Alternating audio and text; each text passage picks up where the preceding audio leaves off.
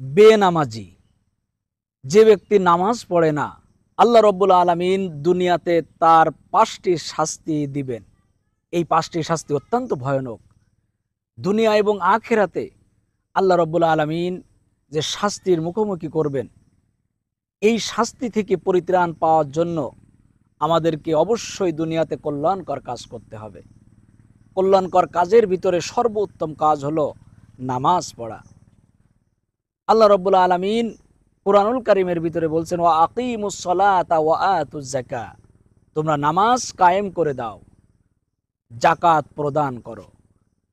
আল্লাহ তাআলা অন্যত্রই বলছেন, দুনিয়াতে তোমরা যদি সকল প্রকার অশ্লীলতা বেহাপনা থেকে বেঁচে থাকতে চাও, তাহলে এই নামাজ তোমাদের অশ্লীলতা থেকে বেহাপনা থেকে বাঁচিয়ে রাখবে। ইন্নাস সালাতা তানহা আনিল ফাহশাই ওয়াল মুনকার, নামাজ সকল প্রকার অশ্লীলতা বেহাপনা থেকে বিরত রাখে।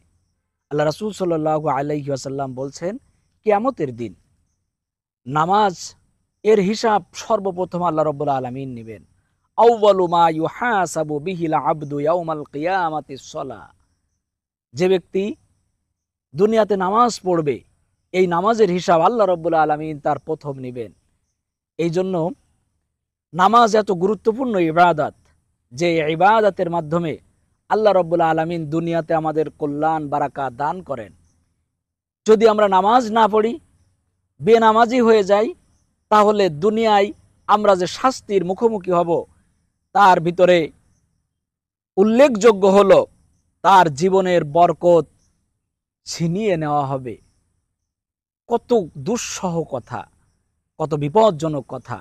তার জীবনের বরকত, রহমাত, করুণা বলতে কোনো জিনিস আল্লাহ রাব্বুল আলামিন দান করবেন না। এই জীবনের বরকত আল্লাহ তাআলা ছিনিয়ে নেবেন। ২ নম্বরে, তার চেহারা থেকে আল্লাহ রাব্বুল আলামিন নূর উঠিয়ে নেবেন। ৩ নম্বরে, নামাজ যদি না পড়ে, তাহলে দুনিয়াতে যত নেক কাজ করুক না কেন, কোনো নেক কাজের বদলা সওয়াব তার আমল নামায় লেখা হয় না। ৪ নম্বরে, আল্লাহ রাব্বুল আলামিন তার কোনো প্রকার দোয়া কবুল করেন না।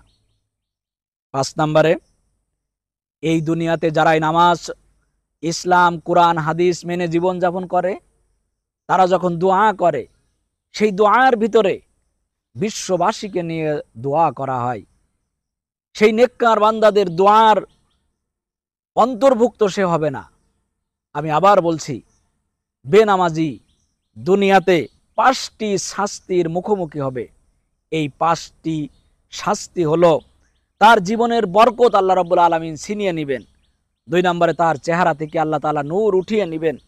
৩ নম্বরে, কোনো নেক কাজের বদলা তাকে দেওয়া হবে না। ৪ নম্বরে, তার কোনো দোয়া কবুল করা হবে না। ৫ নম্বরে, নেক বান্দাদের দোয়ার মধ্যে তাকে শামিল করা হবে না। আল্লাহ তাআলা, তুমি আমাদের নামাজ পাই টু পাই আদায় করার, ৫ ওয়াক্ত নামাজ, নফল, ওয়াজিব, সুন্নাত, মুস্তাহাব নামাজ, বেশি বেশি করে নামাজের ভিতরে থাকার তৌফিক দান করুন। নামাজ আদায় করার সুযোগ করে দিন। মন মানসিকতা, সাহসিকতা, হিম্মত আমাদের দান করুন। আমিন। আসসালামু আলাইকুম ওয়া রাহমাতুল্লাহ।